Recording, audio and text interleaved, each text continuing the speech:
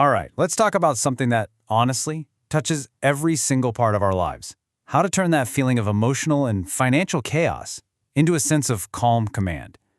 This isn't about some personality transplant. It's about taking who you already are and just making it way more effective. And let's kick things off with this idea, because it really flips the whole script. We're always told, control your emotions, right? As if they're this big liability. But what if that's totally wrong? What if they're actually a weapon?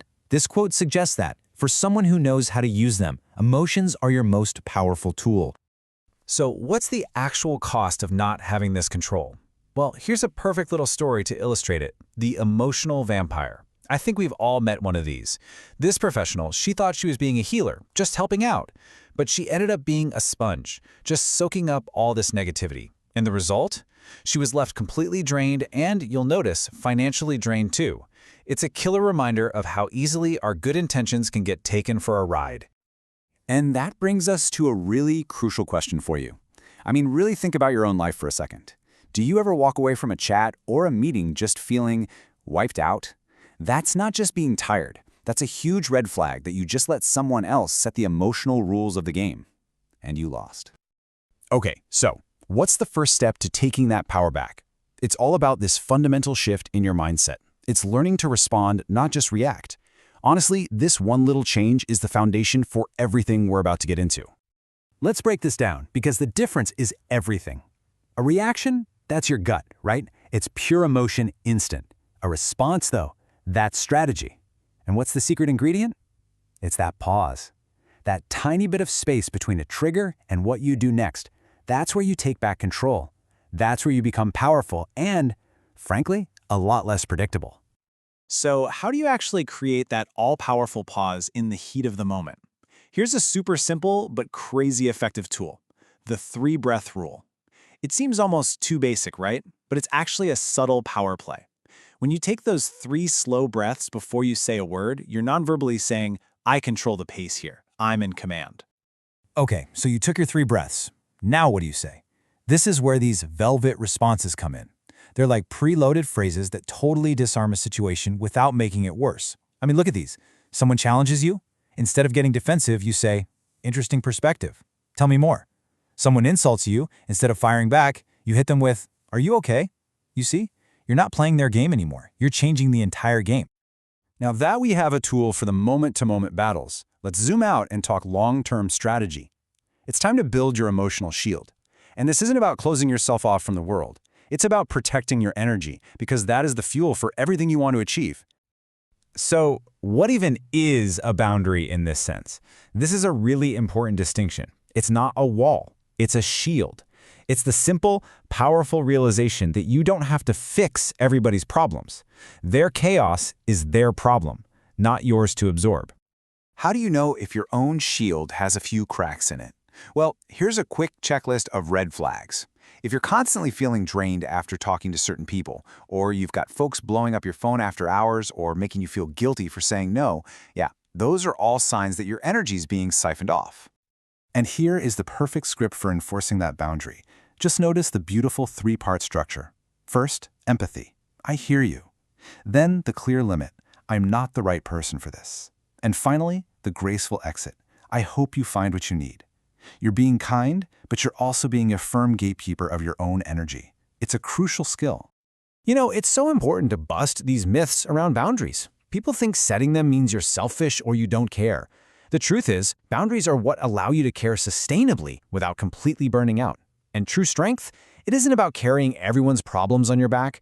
It's having the wisdom to know which ones aren't yours to carry in the first place. Okay, so we've been on defense, we've built the shield. Now, let's switch to offense.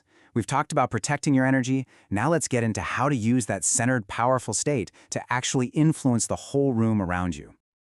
This advanced skill is called emotional leverage. And I love this analogy. A thermometer just reflects the temperature of a room, right? But a thermostat sets it. By staying calm and centered yourself, you can literally become the thermostat that sets the emotional tone for everyone else. And here's a great little story of this in action. Picture this tense meeting. Everyone's at each other's throats. But instead of jumping into the fight, one person just calmly shifts the entire focus with one single question. See, she didn't try to control anyone.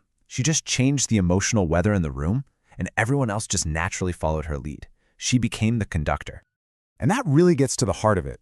In a world that is just addicted to drama and outrage, being the calm one in the room, that is the ultimate power move. It's so unexpected, it's magnetic, it commands respect without you ever having to ask for it. Calmness is the new power. Which brings us to the final and maybe most important piece of the puzzle. All of this emotional mastery, it all leads to financial command. And why is that? Because real freedom isn't just a state of mind. It's having the actual, real-world resources to walk away from any job, any client, or any situation that messes with your well-being. This quote is pretty blunt, but man, does it hold a powerful truth. If you don't command your own money, you'll always be, in some way, serving someone who does. Financial mastery isn't just about getting rich. It's about being free. Now, let me tell you about Vanessa's story. It's a bit of a cautionary tale. She was making great money, living the high life, but she had zero control. And this just proves a huge point. Earning money and commanding money are two totally different things. The second a slow month hit, her whole financial world started to crumble. Her real power didn't come from a bigger paycheck. It came from a simple, boring, consistent weekly check-in with her finances.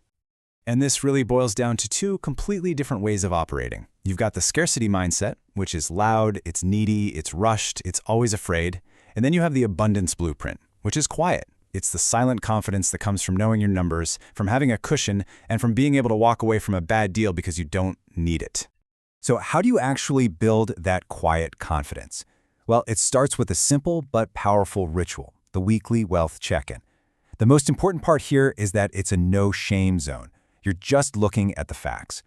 By focusing on one tiny goal and one small win each week, you turn what could be a really stressful task into a weekly ritual of empowerment. To pull this all together, here are 5 wealth commandments. You can think of these as the core principles for building that life of financial command. You see them here?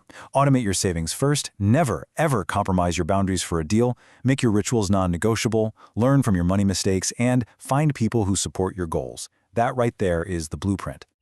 So let's close this out with one final and pretty powerful question. We've seen how much our emotions are driving everything, our actions, our boundaries, our money. So I'll just leave you with this to think about. What is the one emotion that you consistently run away from? And what has avoiding it actually cost you in your life? The answer to that question, that's your starting point for everything.